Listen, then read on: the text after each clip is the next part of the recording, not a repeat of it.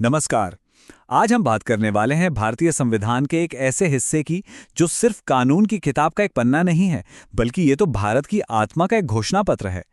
ये एक ऐसा ब्लूप्रिंट है जिस पर एक वेलफेयर स्टेट मतलब एक कल्याणकारी राज्य की नींव रखी गई है।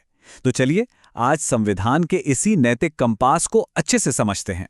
मशहूर संविधान विशेषज्ञ ग्रेनविल ऑस्टिन ने डीएसपी को संविधान की अंतरात्मा कहा था। अब जरा सोचिए ये कितनी बड़ी बात है।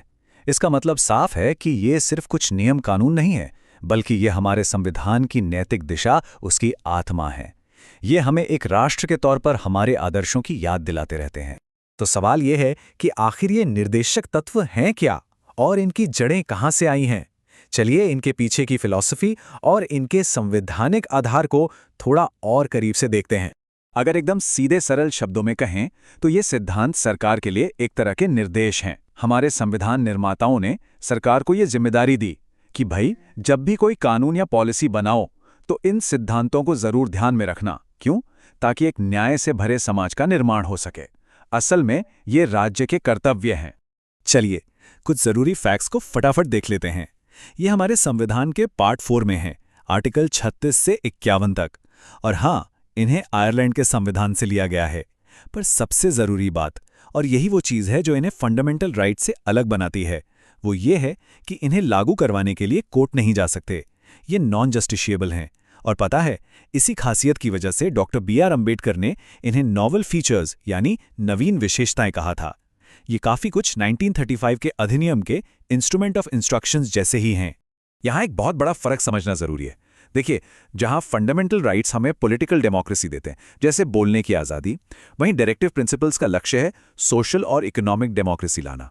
मतलब समाज में बराबरी हो, आर्थिक न्याय हो, और जब ये दोनों मिलते हैं तभी एक संपूर्ण लोकतंत्र बनता है। तो अब आते हैं उन आर्टिकल्स पर जो एक कल्याणकारी राज्य की नींव रखते हैं। चलिए देखते हैं। आर्टिकल 38, 39 और 39A ये सोशल और इकोनॉमिक जस्टिस की नींव हैं। ये पक्का करते हैं कि राज्य ऐसी नीतियां बनाए जिससे इनकम की असमानता कम हो, सभी को रोजी रोटी के साधन मिलें, देश का पैसा कुछ ही हाथों में इकट्ठा होकर ना रह जाए, और हाँ, सबसे जरूरी, समान काम के लिए समान वेतन मिले। साथ ही ये भी कि गरीबों को न्याय पाने के लिए मुफ्त कानूनी मदद दी जाए। अब बात करते हैं आर्टिकल 40 की। ये आर्टिकल लोकतंत्र को जमीन तक, एकदम ग्रास रूट लेवल तक ले जाने की बात करता है। ये राज्य को निर्देश देता है कि वो ग्राम पंचायतों को स्वशासन की इकाइयों के तौर पर मजबूत करे। ये गांधी जी के दर्शन का एक बहुत ही अहम हिस्सा है। अगले कुछ आर्टिकल सीधे सीधे नागरिकों और खासकर कामगारों के कल्याण से जुड़े हैं। आर्टिकल 41 काम पाने के अधिकार की बात करता है, तो 42 ये पक्का करता है कि काम करने की जगह इंसानों के लायक हों और महिलाओं को मैटरनिटी रिलीफ मिले। आर्टिकल 43 सिर्फ तनख्वाह नहीं बल्कि लिविंग वेज की बात करता है, ताकि एक सम्मान की जिंदगी जी जा सके। इसके अलावा 43A इंडस्ट्रीज के मैनेजमेंट में वर्करों की भागीदारी और 43B सहकारी समितियों को बढ़ावा देकर इकोनॉमिक डेमोक्रेसी को और मजबूत करता है। ये आर्टिकल यानी आर्टिकल 44 आजकल काफी चर्चा में रहता है।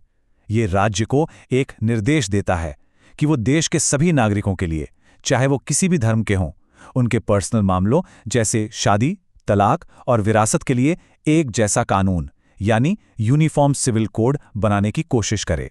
ये सिद्धांत सिर्फ एक व्यक्ति के कल्याण से आगे बढ़कर पूरे समाज और देश के कल्याण की बात करते हैं। आर्टिकल 45 बच्चों की शुरुआती देखभाल और शिक्षा की जिम्मेदारी राज्य को देता है। आर्टिकल 47 नागरिकों के न्यूट्रिशन लेवल को सुधारने और नशीले पदार्थों पर रोक लगाने का निर्देश देता है। वहीं 48A पर्यावरण बचाने की बात करता है और 51 अंतर्राष्ट्रीय शांति को बढ़ावा देने का लक्ष्य रखता है। ये दिखाता है कि हमारे संविधान निर्माताओं की सोच कितनी दूर तक जाती थी। चलिए अब उस ऐतिहासिक बहस की तरफ चलते हैं जो कानूनी तौर पर लागू होने वाले फंडामेंटल राइट्स और लागू न होने वाले डायरेक्टिव प्रिंसिपल्स के बीच टकराव को लेकर हुई। ये एक बड़ी दिलचस्प कहानी है कि कैसे हमारी न्यायपालिका ने इन दोनों के बीच एक बैलेंस बनाया।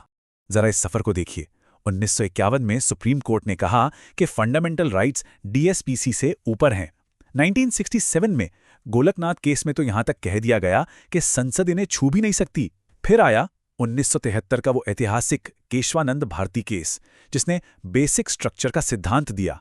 मतलब संसद संविधान में बदलाव तो कर सकती है, लेकिन उसकी नींव जैसे लोकतंत्र और धर्मनिरपेक्षता को नहीं बदल सकती। और आखिर में 1980 के मिनर्वा मिल्स केस ने इस बहस को एक मुकाम पर पहुंचा दिया। तो सबसे जरूरी बात यह है कि मिनर्वा मिल्स केस ने यह साफ कर दिया कि भारतीय संविधान की गाड़ी दो पहियों पर चलती है। एक पहिया है फंडामेंटल राइट्स और दूसरा है डायरेक्टिव प्रिंसिपल्स। दोनों के बीच एक बहुत खूबसूरत संतुलन है और कोई भी एक दूसरे से बड़ा नहीं है। और ये कोड तो शानदार तरीके से बताता है कि डीएसपी नॉन जस्टिशिएबल क्यों है। प्रोफेसर केटी शाह ने कहा था कि ये उस चेक की तरह है जिसे आप तभी कैश करा सकते हैं जब बैंक के पास पैसा हो। ठीक उसी तरह इन सिद्धांतों को लागू करना इस बात पर निर्भर करता है कि राज्य के पास कितने आर्थिक संसाधन और क्षमता है।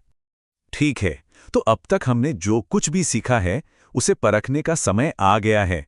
चलिए एक छोटे से क्विज से अपनी जानकारी को टेस्ट करते हैं। तैयार हैं? पहला सवाल है, वो कौन सा जरूरी संशोधन था जिसने गरीबों के लिए मुफ्त कानूनी सहायता यानी आर्टिकल 39A को डीपीएसपी में जोड़ा था? और सही जवाब है 42वां संशोधन, जिसे मिनी कॉन्स्टिट्यूशन भी कहा जाता है। कमाल की बात है कि इस एक संशोधन ने न सिर्फ मुफ्त कानूनी सहायता को जोड़ा, बल्कि वर्कर्स की भागीदारी और पर्यावरण की सुरक्षा जैसे अहम निर्देश भी शामिल किए। ये दिखाता है कि ये सिद्धांत समय के साथ कितने विकसित हुए हैं।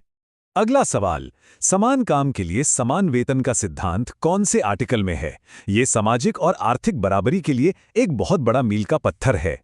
और आज का आखिरी सवाल, न्यायपालिका को कार्यपालिका से अलग रखने का निर्देश कौन से आर्टिकल में दिया गया है? शक्तियों का ये बंटवारा एक स्वस्थ लोकतंत्र की पहचान है। तो क्या आपने जवाब सोच लिए हैं? समान काम के लिए समान वेतन का सिद्धांत है आर्टिकल 39 में और न्यायपालिका को कार्यपालिका से अलग रखने का निर्देश मिलता है आर्टिकल 50 में। हमें नीचे कमेंट्स में बताइएगा कि आपका स्कोर क्या रहा। आखिर में बस यही कहेंगे कि ये डायरेक्टिव प्रिंसिपल सिर्फ संविधान की किताबों में लिखे कुछ शब्द नहीं है। नहीं, ये एक बेहतर और ज्यादा न्यायपूर्ण भारत बनाने के सपने का दस्तावेज है, जो आज भी हमारे देश की नीतियों को रास्ता दिखा रहा है।